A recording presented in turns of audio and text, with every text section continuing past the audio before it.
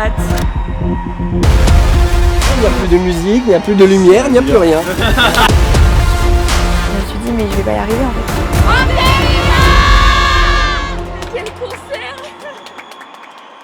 C'est complètement folle cette vie. Tu veux faire un petit clap et on y va quand tu veux.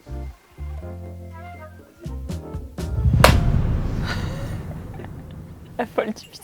Moi depuis toute petite, genre je fais de la musique pour être sur scène. Quand je disais à ma famille je vais être chanteuse, je le disais pas beaucoup parce que je savais pas chanter. Je me disais je vais être chanteuse parce que je veux être sur scène, je veux chanter, je veux être sur scène, je veux partager ce truc-là avec les gens.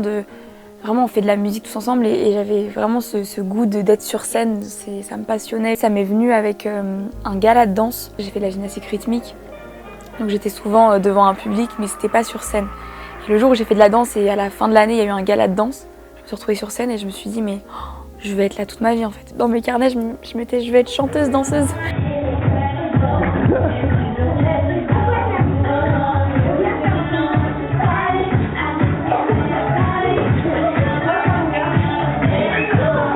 Depuis petite, elle fait que de danser, que de chanter. Du coup, là, de la voir sur une scène, faire son propre concert, c'était incroyable. Depuis petite, je la pousse à ne jamais lâcher ça parce qu'elle a toujours douté, elle n'a pas trop confiance en elle. Moi, je m'amusais toujours à la filmer depuis que je suis petite, dès qu'elle dansait, qu'elle chantait. Et là, j'étais dans la salle et c'était ouf de la voir réaliser ça en vrai, quoi. Quand on était petite, on ne pensait pas que ça pouvait être possible. Et du coup, c'était un peu une première pour moi, même si les gens peuvent penser qu'avec la tournée de la Starac, on a fait une tournée des Zéniths, donc ça y est, on est rodé. En fait, pas du tout, parce que c'est complètement différent. Là, j'arrive sur mon projet solo, je suis toute seule sur scène. Je suis avec des musiciens incroyables, mais ce que je veux dire, c'est que c'est moi qui chante pendant plus d'une heure, toute seule sur scène, et c'est mes chansons à moi. Et j'avais trop hâte de ça parce que je me suis éclatée sur la tournée de la Starac, et vers la fin, on a commencé à tous chanter un peu nos singles et je prenais un plaisir monstre à chanter mes chansons et voir dans les yeux des gens qui fait aussi de les voir chanter, les voir danser sur tes propres musiques qu'il y a quelques mois auparavant tu créais à peine en studio. C'est magique. C'est pour ça que moi j'avais trop hâte d'être sur scène et donc en fait tout simplement l'idée du live est venue rapidement. On en a parlé avec Jérém d'abord. Je m'appelle Jérémy Chaperon, je suis coproducteur du show d'Emma et moi je m'occupe de tout ce qui est artistique, la musique et notamment coordonner un petit peu tout ce qui va être relatif à l'image et pour que ça corresponde bien à l'image globale du projet. Et il m'a dit mais il faut absolument que ton EP il est vraiment propice au live, donc il faut vraiment qu'on fasse un concert. Et moi j'avais vraiment cette envie-là de faire un concert, mais moi toute seule je me suis dit mais comment tout ça se met en place, j'ai jamais fait, j'en sais rien et tout. Bonjour. Emma qui est là à 9h15, bravo. Regardez, il est bien 9h15. On commençait à 10h, ça tombe bien, on avance de 45 minutes. Devant les gens et tout. Du coup, on a commencé la préparation de ce show par la direction musicale. Avec Armand, Alban, Antoine et Jérém. Pareil. La journée de l'enfer que ça va être, mec. Une date unique si grosse. Moi c'est Antoine Solz, je suis le guitariste et aussi directeur musical du concert de l'Alhambra. Il y a qu'un pain au chocolat. C'est un mec qui arrive à 9h en fait avec tout le monde. Oui, et donc, tu peux le mettre ça surtout. Donc comme il arrive à 9h... 9h pétante. Parce que je prépare la session en fait et que j'arrive et que tout le monde est très content qu'on fasse une super intro. Voilà, mais par contre tout le monde a faim. Plus généralement, il y avait une grosse ambition sur ce show, vraiment sans aucune prétention, mais l'idée il était vraiment d'en mettre plein les yeux aux gens. C'est-à-dire que Emma, elle dégage une image qui a fait rêver surtout je pense beaucoup de petites filles à la Starac, beaucoup de filles, de femmes, et du coup on voulait vraiment aller au bout de ce truc-là, du coup dans le côté girly mais aussi chaud, et c'était un gros défi de se dire ok, on va reprendre toutes les chansons de l'EP et essayer d'en faire des versions vraiment live. Accorde-moi une seconde. Frère! Oui, je ferai de mon mieux si jamais. C'est trop bien. Incroyable, putain. Je pense que ça va être pas mal. Si le public réagit pas, on passe pour des cons. Donc s'il vous plaît, réagissez. Non mais mine de rien, c'est drôle là, parce que regarde, là quand on tourne les images là, on sait pas quelle réaction. Donc c'est bien parce qu'on aura du recul après. On pourra en parler derrière, on pourra dire on avait beaucoup d'espoir, c'était un enfer. C'est quand même moi qui vais être sur scène, les gars. Et moi je serais comme ça, Oh là là, on s'est Ah planté. si, moi je serais dans la salle. Oh la Il tuile. y aura ma daronne et tout. Ouais. Et il y a Alban. Ah non, Alban il sera sur scène. On est quand même parti de rien quoi, parce que du coup Emma elle venait juste de sortir de la Starac et du coup donc on a fait tous ces morceaux. Ça a duré déjà ce processus créatif pour son EP, ça a duré 6-7 mois et déjà c'est hyper important avant une direction musicale parce que quand on arrive sur une direction musicale, pour un artiste qu'on connaît pas, pour du coup quelqu'un tu vois où on n'a pas fait les morceaux etc et tout, on sait pas comment le morceau a été fait. Là le fait, pour moi c'est une arme en fait qu'on avait, c'est que les mêmes mecs qui avaient composé ces morceaux en fait se sont retrouvés dans une pièce, on dit ok bah du coup là maintenant les versions live elles vont sonner comme ça. Du coup, on est en train de faire tous les arrangements. Enfin, ils sont en train de faire les arrangements musicaux parce que je suis. On est en train de faire. Oui, mais moi, je suis pas musicienne, quoi. Je suis là pour. Je suis là pour soutenir. Je rigole, ça va. Super entendre en tout cas dans l'équipe, ça fait plaisir. Et voilà, arrangements musicaux pour l'Alhambra pour le concert. Et Il y a des pigeons qui volent derrière moi après. ils sont bruyants. On les adore, mais ils sont bruyants.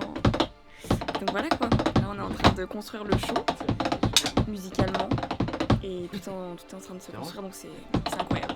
Je suis trop contente, j'ai trop hâte. Je suis un peu stressée parce que j'ai envie de bien faire et que c'est mon premier concert solo, donc un peu de stress forcément. Mais j'ai trop hâte, ça va être dingue quoi. J'ai envie de tout déchirer. On n'a pas eu beaucoup de temps, on a eu 3-4 jours pour faire tout le show, sachant que, encore une fois, il faut faire un show de A à Z. Donc il faut penser à l'intro, il faut penser aux interactions avec le public, il faut penser à ton rappel, bref, il faut vraiment penser à plein de choses, qu'il y ait une cohérence aussi en termes de son. Et du coup, moi, c'était surtout là où j'intervenais. C'est-à-dire que Jérém avait toutes les idées, et moi après, j'exécutais vachement ces idées en termes de son, comment les guitares allaient sonner. Donc ça a été un processus qui, franchement, on s'est foutu des gros tunnels. Et c'était voilà, c'est ça qui est super cool, c'est qu'on se complète vachement avec Jérém et avec Alban. Alban qui est batteur, moi guitariste, donc en fait lui il va surtout avoir les idées rythmiques, moi les idées mélodiques. Et en fait quand t'as un mec comme Jérém qui est derrière, qui va avoir toutes les idées, bah du coup t'exécutes le truc et après t'as le rendu final quoi. Ouais, vas-y relance. Non mais en fait, mais moi j'ai pas besoin, moi je fais des choix dans la vie. Montre-moi les photos. Non, vas-y. Mais pourquoi? Tu les aimes bien les photos? Laisse-moi faire. Regarde, attends. Explique encore à la caméra une nouvelle fois. Emma c'est insupportable. Là aujourd'hui elle est insupportable. C'est un gros bébé. T'es un gros bébé Emma. En fait, Ça fait 3 jours que je lui demande de choisir la photo de son EP. Tu peux la montrer, il sera sorti d'ici là. mais c'est horrible, ça se trouve, je vais montrer des photos, ils vont dire elle aurait pu choisir celle-là. Ah bah ouais. Ah bah du coup prends ton choix, montre-leur la pochette de l'EP en exclusivité. C'est très dur de choisir. Je t'ai dit pas. C'est vraiment Pourquoi dur. tu mets la tête en arrière? Non, pas celle-là. Pas la tête en arrière. Celle-là, je la trouve stylée. Non, tu méprises le monde. Et celle-là? Mais non. Ok, donc celle-là que t'aimes pas. Non, on avait. Là t'es choupette. Celle-là, voilà, allez on regarde celle-là, moi Ah j'aime bien. non. Et alors pourquoi tu l'as choisie? Oh putain, pardon. En fait, je crois que ma préférée c'est celle-là. Attendez, elle est pas retouchée. Ah là là. Je vais vous la montrer. toi tu annonces et moi je le. Je crois que ma préférée Il va y avoir un break. c'est celle-ci. T'as compris la blague, Armand? Celle-là. Mais en même temps, il y en a d'autres de bien et celle-là elle est bien aussi. Qu'est-ce qu'on fait les poupettes? Je suis perdue moi. Je fais un choix 1. Pourquoi choix 1? Ah ouais? Et c'est quoi choix 1? Moi choix 1 ça me va. Du coup à l'instar du séminaire d'Emma, c'est là où on a écrit les premières chansons d'Emma. Tout l'EP a été fait, je sais pas si les gens le savent, mais tout l'EP a été écrit environ en 3 jours. Et il y a une sorte de naturel, d'efficacité sur ce projet, et d'évidence dès qu'on réunit les filles et les garçons ensemble dans un studio pour écrire, composer, faire des arrangements. Emma, elle insuffle quelque chose qui devient tout de suite évident pour tout le monde. Et du coup, voilà, on a eu 3 jours de direction musicale, tout a bien coulé, c'était vraiment énorme. On a pu vraiment essayer des choses, on était très contents. Emma nous a suivis dans toutes nos folies un peu d'essayer d'oser, comme dans Aujourd'hui c'est demain, comme dans l'intro, comme dans le pont aussi de Tout passe. C'était vraiment l'idée d'oser et de poser les premières bases avant de faire ces 3 jours de résidence et de vraiment de voir concrètement à quoi ça allait ressembler. On est le 30 septembre je crois. 30 septembre, c'est dans un mois quasiment. Un mois demain. Oh, c'est un truc de ouf. Ouais. Franchement, faut pas que je regarde la date, ça me stresse. Ça va stresser là. Ah ouais, c'est dans un mois. Un mois, non, en vrai, on a le temps. Non, on est bien, on a bien avancé là en 48 heures, on a quasiment terminé toute la direction musicale, donc ça file tout droit, ils sont trop forts, ils sont trop rapides, c'est des machines, donc c'est incroyable, c'est vraiment une chance de bosser avec des gens aussi incroyables, mais il y a encore beaucoup de travail. En fait, là, j'imagine dans un mois, je lui dirais amuse-toi et kiffe et prends toute l'énergie des gens et stresse pas pour tes notes un peu hyper hautes qui te font paniquer. Et c'est pas grave si tu pleures tout le long de la chanson de l'amour reste. C'est ok, parce que tu vas sûrement pleurer tout le long, mais ça va être cool. Tu kiffes, en vrai, c'est le rêve de ta vie depuis que t'as 5 ans. Prends tout ce que t'as à apprendre et kiffe, quoi. Voilà. Si je prends un an en arrière, je suis en train de faire des aquagymes au bord d'une piscine et j'étais déjà stressée de faire mon aquagym devant 10-15 personnes. Elle danse, elle chante, elle fait les activités toute la journée, elle a un peps d'enfer, un sourire juste radieux. Je vous demande d'applaudir bien fort, c'est votre animatrice polyvalente, Emma. Là, je me suis dit, mais attends, dans quelques semaines, je suis sur la scène de l'Alhambra devant 800 personnes avec mes chansons. Et j'ai plein de questionnements, plein de stress, plein de doutes. Évidemment, c'est du kiff, hein, c'est incroyable, c'est une chance. Mais ça reste un peu un saut dans le vide où tu te dis, mais est-ce que les gens vont venir? Est-ce que les gens vont connaître mes chansons? Est-ce que les gens ils vont kiffer le concert? Est-ce qu'ils vont être déçus parce que je leur propose? Est-ce que je vais tomber? Est-ce que je vais chanter faux?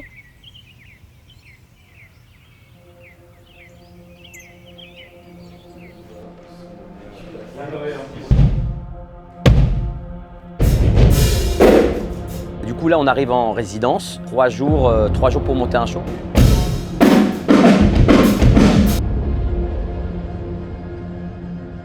Là je crois que c'est vraiment le moment où je me suis dit, ok, genre je vais être sur scène là dans 15 jours.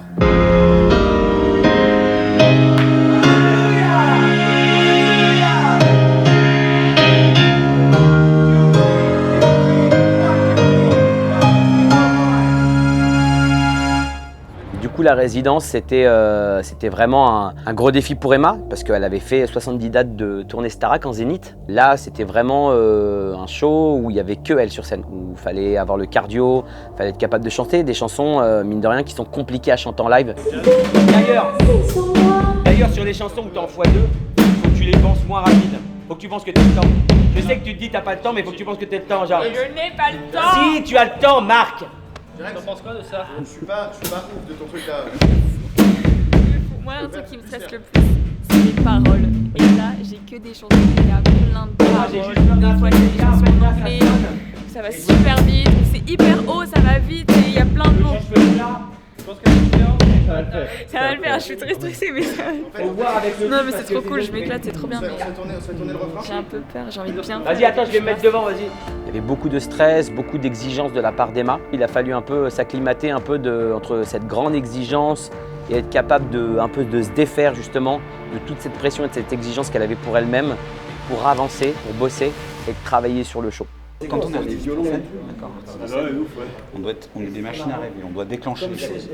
Okay, on doit apprendre à les déclencher en scène. C'est pas parce que le public est là qu'on déclenche les choses.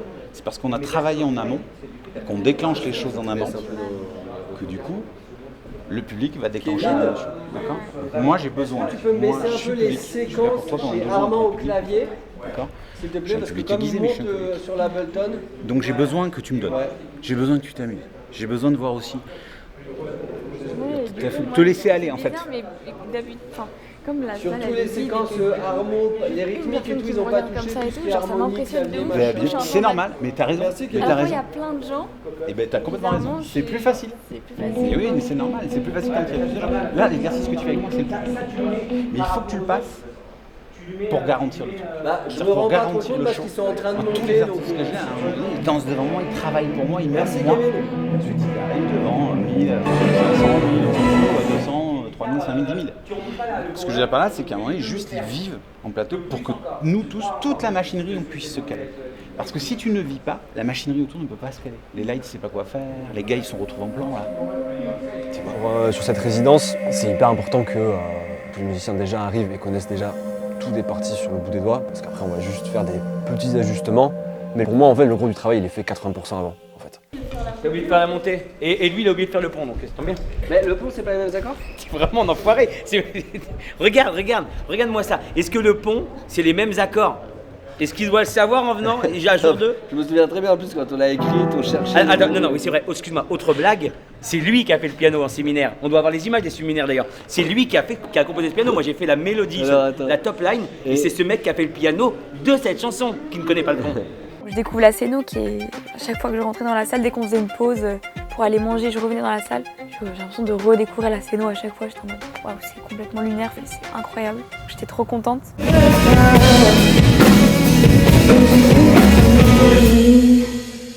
Moi, j'ai pas souvent fait des résidences comme ça, quoi. C'est-à-dire que d'habitude, tu répètes, tu vois, tout petit. Là, tu répètes en condition avec la scéno. Donc en fait, le jour J, quand on est arrivé, on a été surpris un peu par rien.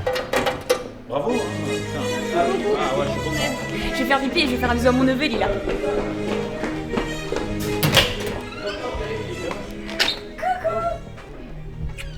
C'est le spectacle qui veut pas rentrer parce que c'est trop. Il y a trop de bruit pour ses oreilles donc il peut pas rentrer, mais il veut quand même faire un bisou. Il est venu faire un bisou. Je voulais que tu viennes me voir. Ok, c'est une fin. Bisous. Genre là, tout à l'heure, j'ai commencé la première chanson et je me suis dit, mais en fait, je vais jamais arriver. Enfin, je suis complètement malade, moi, d'avoir annoncé un Alhambra complet. Il y aura 800 personnes dans la salle. J'arrive pas, en fait. Genre, c'est trop dur. Donc ouais, c'est un gros défi, mais ça va être génial et c'est genre trop bien. Mais j'ai des petits moments de stress comme ça où je me dis, genre, je suis nulle. Et il faut que j'enlève ça dans ma tête. J'ai un peu un petit syndrome de l'imposteur, genre un petit syndrome de l'imposteur de me dire je vais pas y arriver et en fait je suis nulle et pourquoi je suis là et qu'est-ce que j'ai fait pour mériter ça et genre je vais pas y arriver quoi. On a bien avancé, on a bien travaillé mais pour le coup il y a tellement de trucs, enfin genre ça me semble infaisable et en même temps si je vais le faire et on va le faire bien tu vois mais ouais c'est beaucoup de trucs. Mais j'ai surtout hâte parce que je pense que ça va être vraiment génial. J'ai hâte de voir les gens dans la salle parce que là ma scéno est trop belle, j'en suis trop contente et on kiffe et on a une équipe de musiciens, j'ai une équipe de musiciens de dingue donc c'est trop bien, on s'éclate et maintenant il me manque le public, les gens parce que je fais ça pour les gens, pour être sur scène, pour partager ça avec un public et tout donc ça j'ai trop hâte quoi, mais je suis un peu stressée. Entre la fin de la résidence et l'Alhambra, j'ai à peu près quinzaine de jours chez moi. Je reste principalement chez moi, sauf quand j'ai des interviews, des trucs à faire, je monte sur Paris et tout, mais sinon je reste chez moi. Vraiment, je vois personne. Je crois que j'ai vu une copine, même pas, mais je suis restée chez moi pendant 15 jours. Et genre j'ai travaillé. Mes voisins, je pense qu'ils ont dû me détester.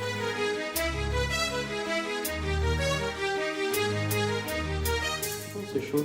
Je sais pas si t'as dansé aujourd'hui, si t'as beaucoup. Bien sûr, je danse tous les jours. Et en plus, je me suis dit, ok, il faut que je me mette de la danse.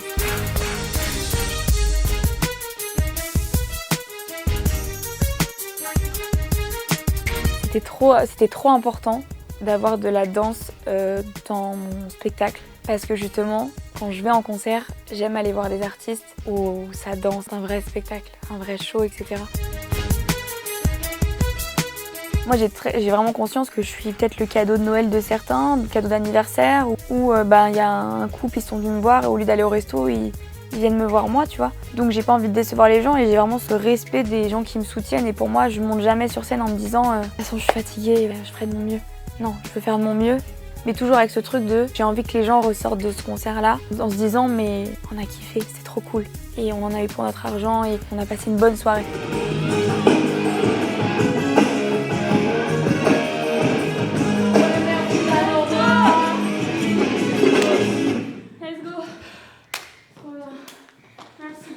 Merci à toi. Comment tu te sens? Qui m'a envoyé danser? Comment tu te sens? Je peux pas faire un petit piano-voix tranquille. Un piano bar. Franchement, avec 50 personnes, c'est cool, je suis rassurée. Enfin, rassurée. Attends. Non. Comment tu te sens? Grave les interviews, genre. J'allais dire, je suis rassurée, mais non, je suis pas rassurée. Je suis rassurée là dans l'instant T, mais je suis grave stressée. Ça va être trop bien. En vrai, je pense qu'on va juste genre s'éclater. Oui. C'est tout. Alors là, je suis actuellement en train de me réveiller. Si j'ai aussi bien dormi, c'est grâce à mon nouveau matelas Emma Hybrid 2. Et tout ça, c'est grâce à la technologie de leur sommeil haut de gamme pour se réveiller chaque matin plus en forme. Et c'est pas juste un matelas, c'est une nouvelle façon de dormir pensée pour tous les dormeurs. Non seulement la mousse à mémoire de forme s'adapte parfaitement au corps, mais en plus, la technologie Ergocell garde la fraîcheur du matelas toute la nuit. Et pour les fêtes, il est encore temps. Vous pouvez bénéficier jusqu'à moins 50% sur emma.fr et jusqu'au 25 décembre inclus. Évidemment, on retrouve tout ce qui fait la force d'Emma. Livraison et retour gratuits, sans nuit d'essai, sans risque, 10 ans de garantie et des produits qui s'adaptent à tous. Et surtout grâce à la solution Alma, vous pouvez payer en 3 ou 4 fois sans frais. Pas de mauvaise surprise, c'est transparent, flexible, simple et vous pouvez payer à votre rythme. Merci à Emma de soutenir le documentaire parce que Emma, elle a bien dormi.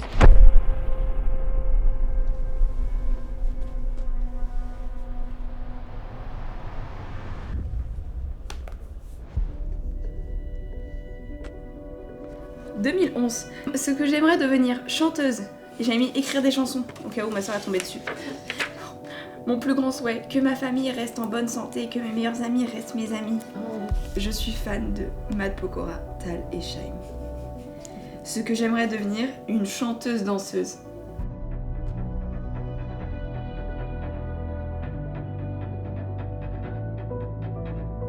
J'ai envie de vomir tellement je suis stressée. Mais après, t'es trop content quand tu le fais et tu profites et t'es trop content. Ouais, c'est vrai. Non, mais c'est pour ça, je vais kiffer en vrai. Enfin, j'espère juste que je vais pas être trop stressée. Parce que c'est genre mon premier concert et je trouve que la barre elle est quand même assez haute quoi. Pour un premier concert, je trouve qu'il y a beaucoup de. Ouais, mais la barre est haute parce que tout le monde sait que tu peux le faire.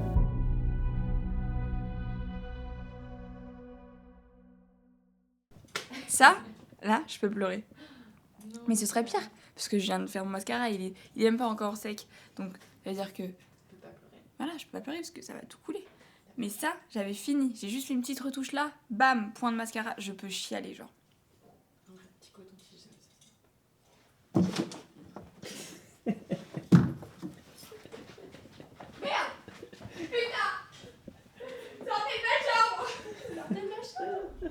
Beaucoup de remises en question, beaucoup de doutes, me dire mais est-ce qu'on n'a pas mis la barre un peu trop haute? Est-ce que je vais y arriver? Est-ce que je suis faite pour ça quoi? Est-ce que genre ma place elle est sur scène ou est-ce que je suis capable de faire ce que j'ai envie de faire? Est-ce que mon rêve il est pas un peu trop grand?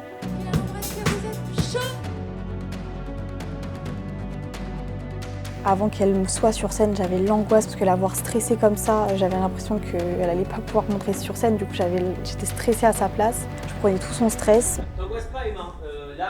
Là, il y a des trucs qui s'oublient, mais ils s'oublieront pas ce soir. Parce que tu vois bien que ça n'a aucun sens, aucune raison. Tu l'as vu 1 milliard de fois. C'est juste du stress, mais ce soir, tu l'auras plus. Tu te poses pas la question. Et au pire, tu l'attends, tu pourras rien y faire. Je sais, mais tu l'auras pas ce soir. Je sais, mais du coup, tu vois bien que ça n'a aucune raison. Donc, déroule, te stresse pas avec ça. Ce soir, t'auras pas ce problème-là. Je peux pas trop imaginer en fait la pression, le stress qu'elle a eu parce que franchement, je pense que 99% des artistes, le premier concert qu'ils font, c'est devant 20 personnes. Et il n'y a aucune attente. Là, son premier concert solo, t'as 800 personnes, t'es regardé par tout le monde. Tu sais que ça va finir après sur les réseaux dans toute la France et tout ça. Donc il y a une pression déjà. Tu sais que t'es attendu au tournant, tu vois.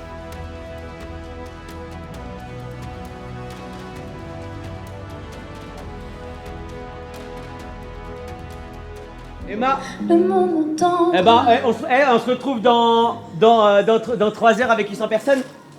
Allez, bye. Bye. J'ai peur. T'as peur? Ouais, moi aussi j'ai peur. Il faut encore, là pour moi, là mon ressenti, il faut encore genre 3 jours de résidence. Oui. Bah là on en est loin parce que... Non mais oui. Et du coup on a que 3 heures. Pour moi, vraiment, l'échec, c'est pas de me dire ouais, j'ai fait une fausse note, peut-être je suis tombée sur scène, ou j'ai fait des erreurs, ok. Mais pour moi, là où j'ai gagné, c'est si derrière les gens ils sortent de mon concert et ils se disent purée, j'ai envie de reprendre une place, j'ai envie de la revoir, j'ai envie de revivre ce moment-là, c'était trop bien.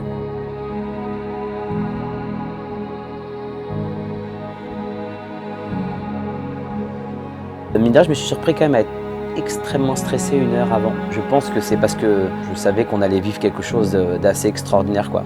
Allez tout le monde, allez!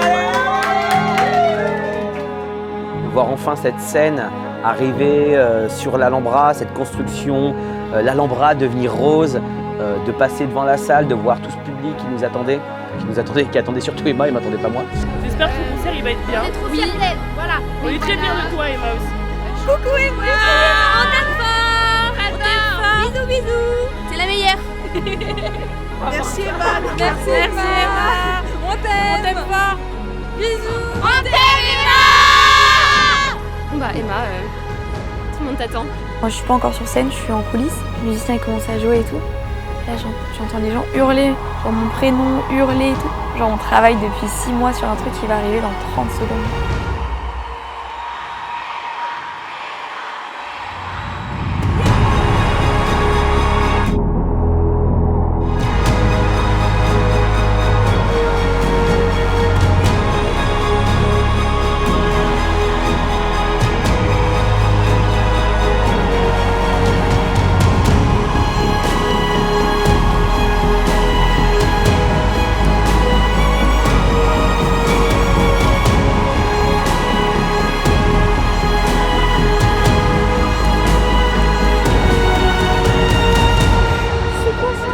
Il n'y a plus rien, il n'y a plus de musique, il n'y a plus de lumière, il n'y a plus rien.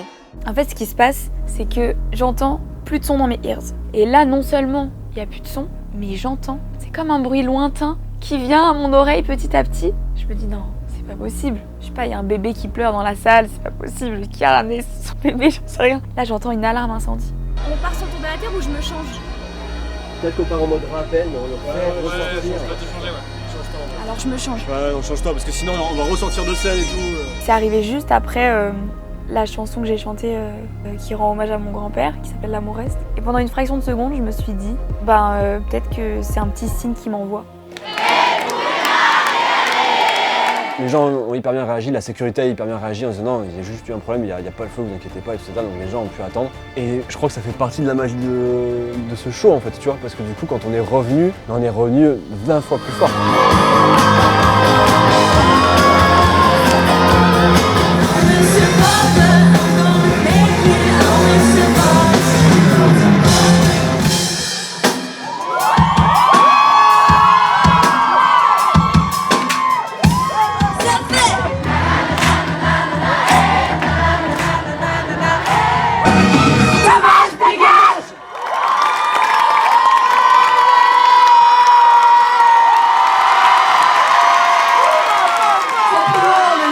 Mon gars, on a des ça, putain.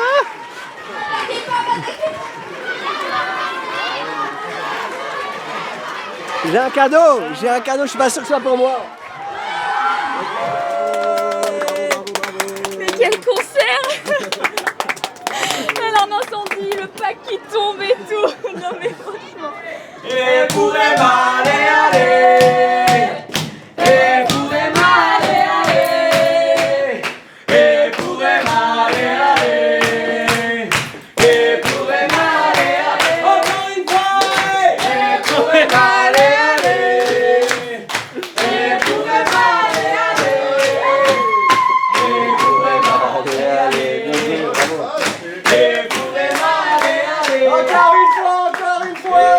Je suis vraiment fier de ce qu'on a pu faire. Emma, elle a cette capacité à nous pousser en fait vers le maximum. En fait, c'est fou, les gens ne se rendent pas compte, mais ce qu'elle a accompli là, remplir un Alhambra, c'est énorme. On a eu la chance d'avoir une équipe de fous. Kevin au son, Alexis à la lumière, Damien Verichaud, toutes les équipes qui nous ont accompagnés, les danseurs et tout. Et voilà, tout le monde s'est donné à 2000% et c'est ce qui a donné ce show. Je suis trop fière d'elle, c'est incroyable de l'avoir réalisé ça, de l'avoir fait ce qu'elle aime et c'était incroyable.